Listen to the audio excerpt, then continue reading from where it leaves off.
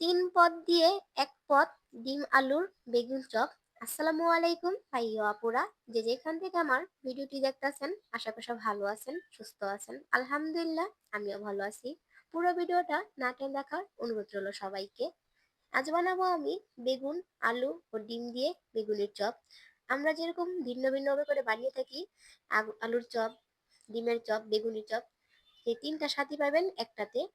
এই যে এরকম বেগুনের চপটা বানানোর জন্য আমি একটা লম্বা সাইজের বেগুন নিয়ে নিছি। ডিম ও আলু আগে থেকে সিদ্ধ করে দিছি। বেগুনটা এখন আমি বটির সাহায্যে পাতলা পাতলা করে কেটে নিব।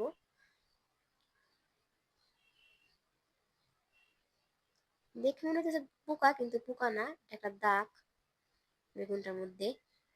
তো এই যে আমি বেগুনটা কেটে নিছি, বেগুনটা কেটে ধুয়ে নিতেছি। বেগুনটা সামান্য লবণ ও মরিচের গুঁড়া মাখিয়ে রাখছি। তাহলে কি, লবণ দিয়ে মাখিয়ে দিলে বেগুনটা একটু নরম নরম হবে, তা বেগুনি চপটা করতে আমার সুবিধা হবে। তার জন্য তো সেম প্রসেস আমি ডিমটা এরকম পাতলা পাতলা করে কেটে নিছি। দেখেন ডিমটার মধ্যে সম্পূর্ণ কিন্তু কুসুম আছে, এরকম ভাবে কেটে নিছি যেন কুসুমটা থাকে।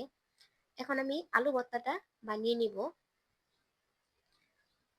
আলু ভর্তাটা একটু ভাজা জিরার গুঁড়া দিয়ে দিব ফ্লেভারের জন্য।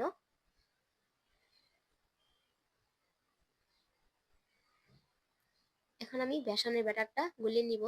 বেসনটাতে আমি এখানে কোনো খাবার সোডা কিংবা জর্দা রং ব্যবহার করি নি, যেহেতু ঘরেই বানাবো স্বাস্থ্যকর খাবার। তার জন্য বাইরে অন্য কিছু ব্যবহার করি আমি। ব্যবহার করছি সামান্য একটু হলুদের গুঁড়া, মরিচের গুঁড়া, পবিত্র লবণ, একসাথে মিশিয়ে অল্প অল্প পানি দিয়ে আমি ব্যাটারটা বানিয়ে নিব। একবারে পানি ঢেলে দেওয়া যাবে না, তাহলে কিন্তু পাতলা হয়ে যাওয়া যেতে পারে। অল্প অল্প পানি দিব, অল্প অল্প আমি মিশাবো। তো এই যে আমি বেসনের ব্যাটারটা বানিয়ে নিছি, না হচ্ছে ঘন না হচ্ছে পাতলা, মিডিয়াম ভাবে বানিয়ে নিছি। এখন চলে যাবো আমি মেন প্রসেসিং এ, বেগুনিটা বানাতে। এই যে বেগুনটা, লম্বা বেগুনের সুবিধা কি, এক সাইডে এরকম আলু ভর্তা দিয়ে দিবেন, এই যে এরকম ভাবে দিয়ে দিবেন। তা আলু ভর্তাটার উপরে আবার ডিমের একটা ফালি দিয়ে দিবেন,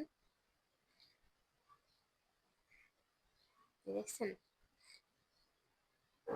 এখন এক সাইডে ধরে এরকম করে বলটিয়ে নিতে হবে। বলটিয়ে সাথে সাথেই বেসনে চুবিয়ে গরম তেলে ছেড়ে দিতে হবে, না হলে বানিয়ে রেখা যাবে না, ছুটে যাবে। তো এই যে আমি আগে থেকেই তেল গরম হতে বসিয়ে দিয়েছিলাম।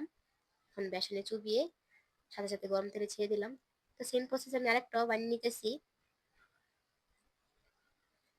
তো আর এরকম আলাদা আলাদা করে বেগুন চপ, আলুর চপ, ডিমের চপ বানিয়ে দরকার নাই। এক পদে তিনটা স্বাদ পেয়ে যাবেন আলু, ডিম, বেগুনের। তা আমার রেসিপিটা ফলো করে আপনারা কিন্তু বাসায় বানাতে পারেন। অনেক মজা হয়েছিল ওই ডিম আলু বেগুনের চপটা। তো যে আমার কয়টা যেহেতু ছোট, প্রথমে আমি তিনটা বেজে নিছি, পরে বাকিগুলো বেজে নিব।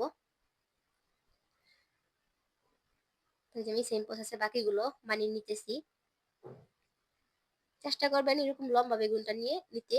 লম্বা বেগুনটা নিলে কি যে সুবিধা হবে, এক পাশে এরকম দিয়ে এরকম করে বটে বানিয়ে নিতে পারবেন।